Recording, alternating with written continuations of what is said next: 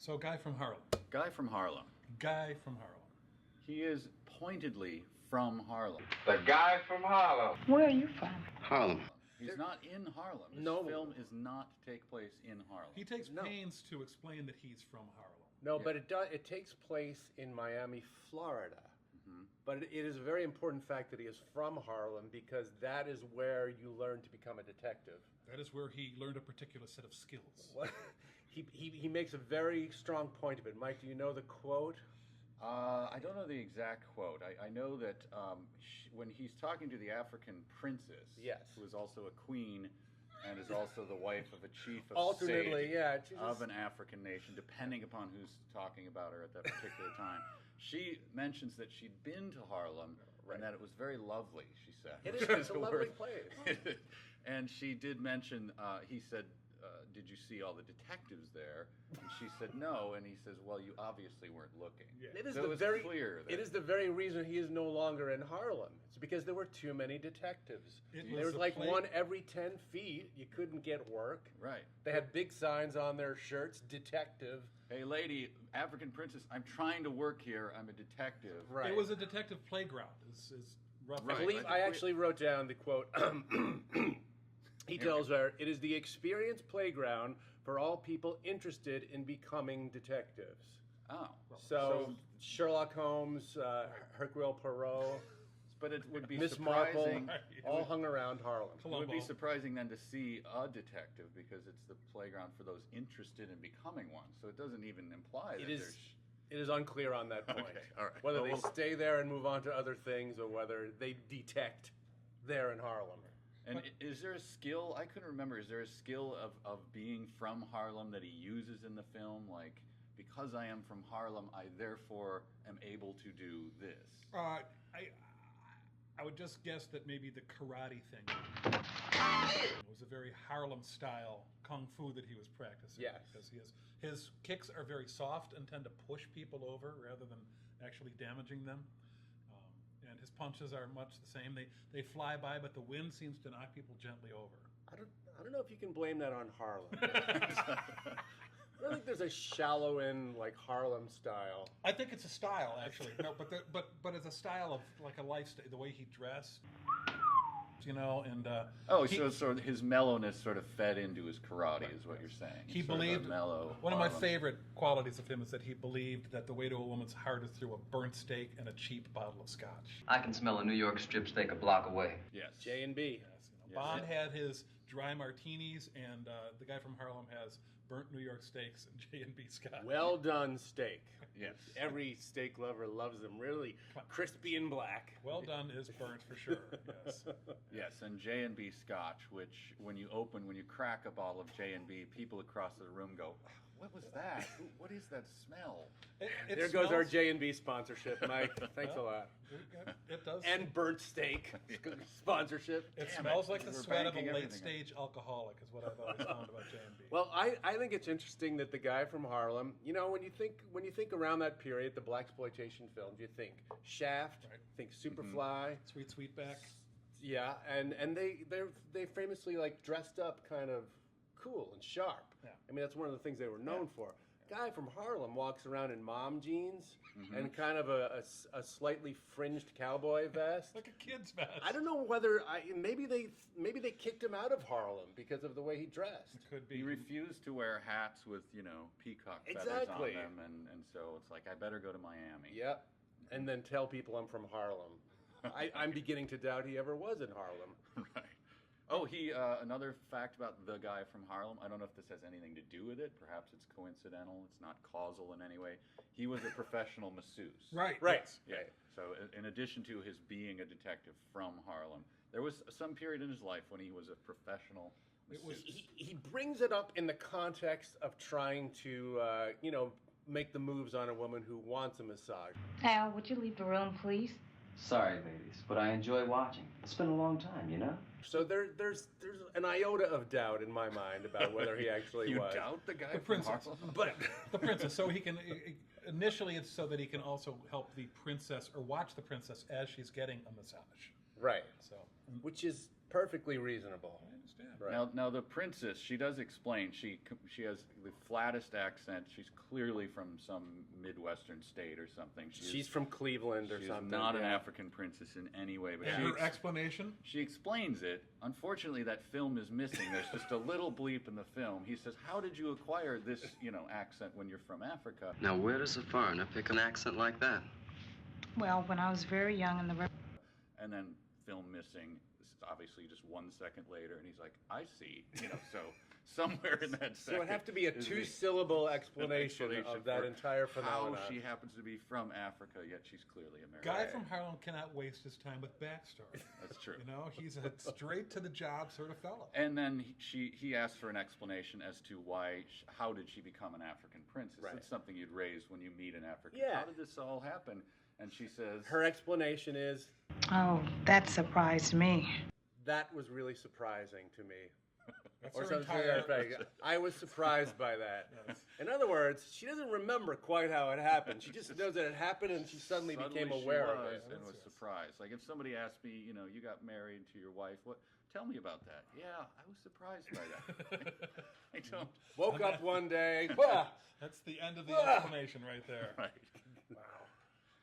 What else? Can we talk about the gangster who hires him to get his daughter back from the kidnappers? Oh, the We're talking Mr. about excuse me, microphones, the loudest gangster in the world! Mr. Harry DeBaud. They called me, and you probably heard of me. I'm Harry Duvall. Right. Yeah, you got about a quarter of the way to his volume, and at right. about the maybe a quarter of the pitch. His has a range, well outside of It's any- supernatural. It is. It is. Man, you got to be losing your goddamn mind. It turns out he is Wildman Steve, a famous comedian. Although there's nothing particularly comic about this performance that he puts on here. You believe he's a dangerous gangster. Except the wild swings in volume. Yes. That and That's very funny. I think he wore the plaidest suit I've ever seen in my life. There's never been a suit more plaid than the plaid suit he wore. And he's a henchman who his operation cannot retrieve his kidnapped daughter because they're all very upset about it. Right, so right, he has right. a criminal organization that apparently operates very emotionally. Yeah. And we just They have a piece of property that he says literally makes millions of dollars a day. Every day. He can't even burn money fast enough, Joker style, to make this work. He's making Microsoft look like a failure. Absolutely. Maybe the property that he has is actually made of gold, and he's somehow leasing it to some, and he's making interest on But when it. it comes time to retrieve his kidnapped daughter, he goes to the guy from Harlem because he's very, very upset about this. The whole gangster organization he works for goes emo and starts sort of moping. So they need the guy from Harlem. But there's a reason why, because he was so successful. The CIA had hired him previously, and he had That been is correct. to guard this African queen. And he told the CIA had a plan written up. The guy from Harlem said, no, not that hotel. I have my own hotel. And the CIA said, hey, you're the guy from Harlem. We are not the CIA We're from backing Harlem. off. You do however the guy from Harlem, thinks protecting this person I mean, should you work. do have that vest. And what I love is that when he goes to the hotel that he picked, he is immediately accosted by a masseuse who's working for the bad guys, and then a waitress who's actually a guy. I should have been able to tell by the sideburns, who's working for the bad guys almost immediately. Yeah. Well, the State Department, though, they said, hey, it's the guy from Harlem. Let him do his job. Look, he gets very dangerously close to failure every time, and but he's the guy from Harlem. Yeah. Let us talk about the other bad guy in it, Big Daddy. What can you tell me about Big Daddy? What do you Kevin? think of when you think of Big Daddy, Who is he? Kevin? I think of whiteness. Yes. I think of Thickness? lies and mendacity and Burl Ives with Yes, the big indeed. beard. It's not the cat on the hot tin roof. Oh, all right. Big Daddy. No, Okay. it's a I different believe Big there was a Big Daddy in Uptown Saturday Night as well, that movie, and I believe that he was a black gentleman. Yeah, This gentleman is not black at all. This guy In fact, can't get whiter. He wears white clothes. He's got nearly white hair. He drives a white Lincoln Continental. His shoes are whites. Everything about him is as white can be. And- Mr. Clean And looks he wears like... bands on his muscles. right. Quoting directly from Well, that's right. from That's Harry. right. I love the fact that Harry has a difficult time with... He sets up a contradictory set of terms about who has seen Big Daddy and what he might look like. So quite wonderful. It goes thusly. When the guy from Harlem asks Harry, well, who is this Big Daddy? He says, in effect, no one has ever seen him. Nobody ever sees him. He's about 6'2", Has blonde curly hair, big muscles. and he always wears bands around his muscles. Nobody has ever seen him. That's the only thing we can tell you about Big Daddy. Nobody ever sees him. Right after that detailed description of what he looks like. And Someone heard him once, apparently, around a corner and went, got 6'2". bands on his muscles. Yeah. he gives a pitch-perfect description and then denies that anybody knows what he looks like. He's seen the man. Great modulation. Fantastic modulation. Oh, I have another fact about the guy from Harlem. His security consists of bringing endangered women to his girlfriend's apartment and kicking the girlfriend out. Right. That's his Girlfriend entire being plan for Smaller safety. boobed Jessica Simpson. Smaller boob Jessica Simpson, yes. Who always seems to be in a state of readiness for this to happen. She's just hanging around her apartment, smoking cigarettes and doing TV Guide crossword puzzles. If someone asks her, what do you do for a living? I stay in my apartment and wait to get kicked out of it. Right. By By my Pays boyfriend. really well, yeah. Why don't you spend the night in a hotel? Okay. Yeah. My your boyfriend is who? The guy from Harlem. Of course. Well, The then that name? explains it. I then. don't know. No. Guy from Harlem. She hopes someday to be Mrs. from Harlem, but I don't know if that's working out for her. The guy from Harlem also has a really funky, super funky theme song.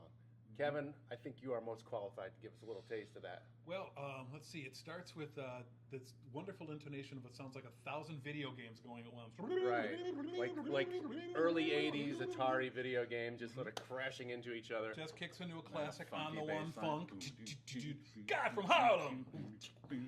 That cat's a bad dude. Cat's a bad dude.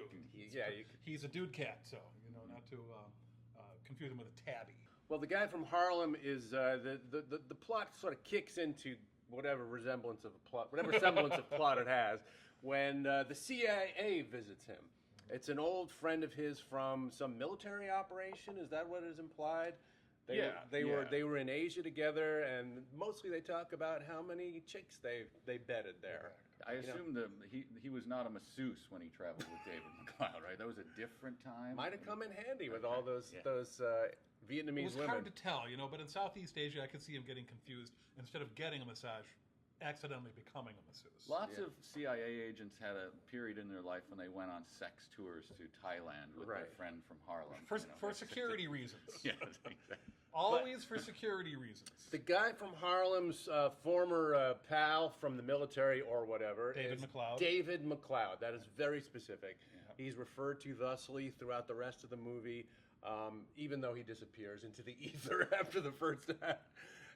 And he is a guy who doesn't seem to be able. The actor doesn't seem to be able to remember a single line that he is given. No. She's the wife of a chief of state. And we're thinking that you'll check in at a hotel as man and wife. He flubs every one of them. That is true of almost every actor in this offering. The person I am asking you to protect This is not Kevin having a stroke. This is actually actually is what's the going on. wife of an African head of That state. is chillingly accurate. You could tell that they had sort of bullet points that they needed to get out, and they would sort of go at it sideways, like he says at one point. I want to stop and say that the guy from Harlem, you're a good guy. You're one of the greatest guys. It's like Right. he had to hit something, and he had to get at it sideways. It couldn't go right. You at get it. to watch the actors ramping up into their main points, sort of awkwardly and circuitously. Good looking. Yeah, right. You And there's nobody more delightful than Harry because he comes in at such a high pitch and then he has nowhere to go with the sentence and he just. It's full of the smooth deliveries of like carpet salesmen, carpet store owners who do their own commercials. That's what they remind me of. Only they don't do another take. No, They just. no, that's good. Nah, We're good fine. That's enough. the thing about the flub lines. Honest to God, I lost count of the number of flub lines there were. and clearly talking over each other, and then realizing well, we better just keep going here. Like, you had a line. I'm sorry, we don't have time for your line. We only have I so much continued to film. talk. I'm betting they were on a low budget, only had so much film. Sorry, we're going to run out of film by the end of the day. Well, they use their entire budget on funkiness. It's an expensive line item. Right. And J&B Scotch, of course. So Guy from Harlem. Guy from Harlem. Enjoy. Guy from Harlem. Harlem's here. Here's the guy. He's not there now. He's never in No, Harlem. but this is where he came from. Guy from Harlem. That is There's Harlem. an Italian H. Mike Nelson bobblehead with a toaster. Not from Harlem at all. Italian it? Get down! Guy from Harlem. That cat's the best.